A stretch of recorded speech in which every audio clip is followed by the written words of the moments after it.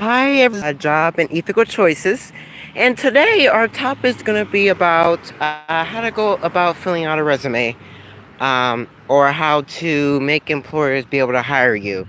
So I know a lot of you have not liked in the comments below or have not got the chance to see any of my videos, but yesterday I did two videos. One was the first installation, and the other one was the second video about how to be encouraged by going to get a job. So today, our topic is going to be about what should you put on a resume. So things you should put on a resume. There's about 5 things you should do. So the first thing is make sure to pick a style either in the Word document, Microsoft Word, or you can go online and type up resume templates. There's nice colorful templates. You want to usually keep your resume um, format usually like white, or you can have it in color, but make sure it's business appropriate. Because you don't want to put like pink, yellow, red on, on that, because then it'll be harder for them to see. Usually employers just scan over your resume. They don't really like look deep.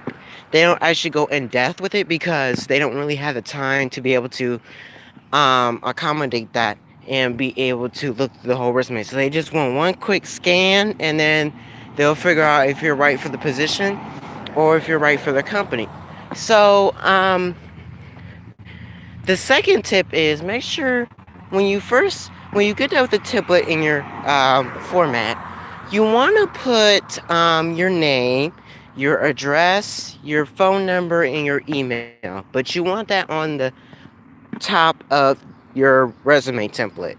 When you first start out, make sure you type your name, your email, your phone, and where you live, because they want to know what location you live, how to get in touch with you, if anything changes with your application process. So make sure to do that too. So the third thing is make sure when you first um, do that name, location, phone number, email, then you want to make a bold section that says objectives. Objectives is what are you looking for, or are you going to an entry level position, or are you going into a low level, not, humongous kind of position? So, objectives is usually what you're looking for and how you want to work for the company and stuff. So, the fourth thing is that you want to put your skills. What are you good at? Are you good at listening? Are you good at typing? Are you good at making sure your work is accurate before you submit it to your boss or supervisor? Or are you good at solving customer conflicts over the phone? Are you good at, dealing with your supervisor or your managers? So you want to make sure you put your skills. Then the fifth thing is you want to put your employment history, but you want to make sure you have like those four keys on top of your employment history. So like the first thing is you want to put where you worked. The second thing is you want to put what position did you do? What were the responsibilities? But you don't want to splurge on responsibilities. You just want to give a summary of what you did. Sometimes when you make a resume, you just want to put, for instance, I worked at Wendy's. I was a grill person. And grill person, you cooked raw products. That's the first thing. Second thing is, I cleaned the grill. Third thing is, I got to help customers decide or sell them our new products. So you want to put something like that because that's always important. So after you put your employment history, Then you want to put any awards you got. Like some people get integrated software award, or they'll get um, community awards by the mayor and stuff. So you want to put that down because when they look over that, they just want to know. They don't want to know your whole life. They just want to know a summary of what you're good at, employment history, where you live, where you work at currently, any past jobs you had, and the experience you had. So you also want to put the experience of what what did you do. So that's also important as well. Um, the last thing is you want to put your education history. What school did you go to? What college did you attend? How many years did you attend high school? Did you get a diploma or equivalent? Or did you get selected for um, state colleges? So you usually in the education session, when you put education in bold, then you just want to list your high school address, not the zip code, because they really don't care about the zip code.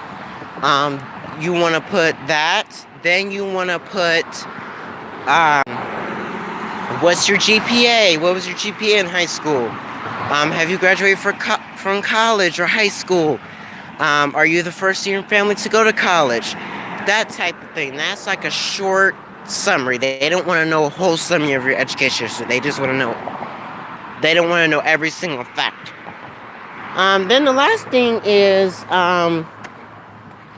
you after you have done all those sections, then you wanna make sure you just want to go over it, make sure it sounds right.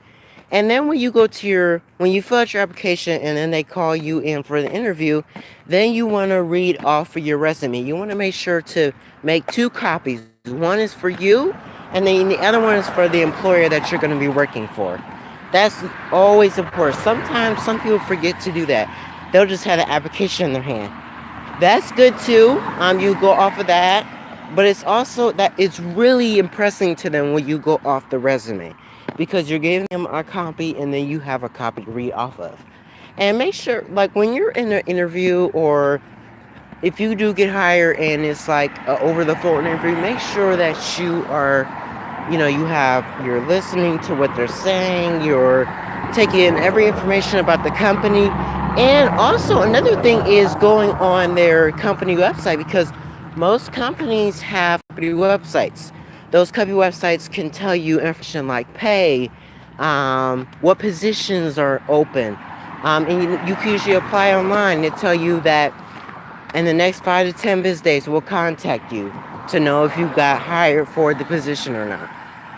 Then if you don't get hired for the position, then what you could do is write a cover letter. A cover letter is just saying, "Dear employer, thank you for giving me this time to have this opportunity to fill out this application."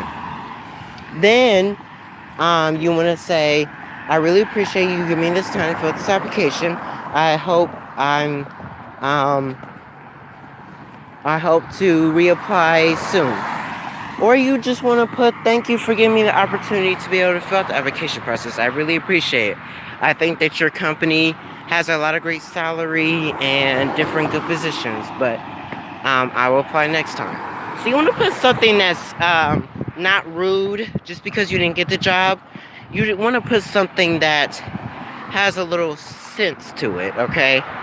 That's one of the main reasons you don't want to say something rude to them, because if they say, "Oh, well, he wrote this cover letter, now I might think about hiring him," but if you say, "Well, forget you, I don't care," that type of thing, and you're rude about it, then employers kind of think, I don't know if he's the right person for us, right, for our company, because he was being rude just because he didn't get hired for the position. And believe me, not everybody gets hired for position. So don't beat yourself up saying, "Well, how come? Because there's millions of jobs that I apply for and they have not got back to me."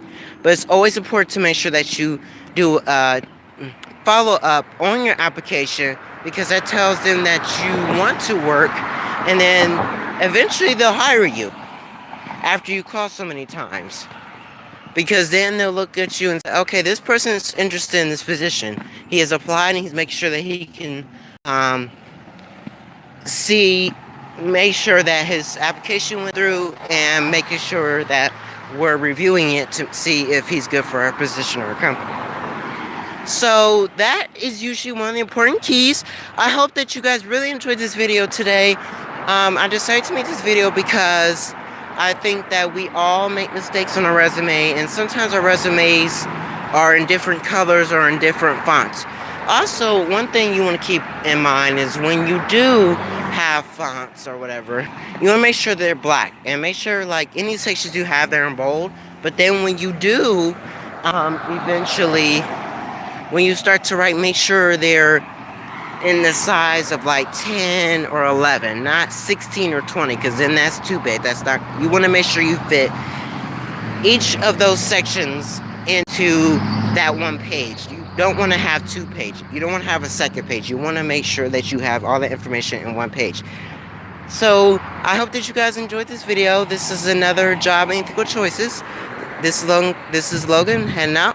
Hope that you learned something. Make sure to put your likes and in the comments below. Make sure that you give me your opinion on, is there ever times that you didn't get a job, or was there ever a time that you made a mistake in an interview? My next video is going to be on interviews and how to go about dressing up for the interview. So I hope you guys enjoy that. Make sure to like it in the comments below, and also let me know what your thoughts are on about resumes and companies and getting hired. Alright, bye.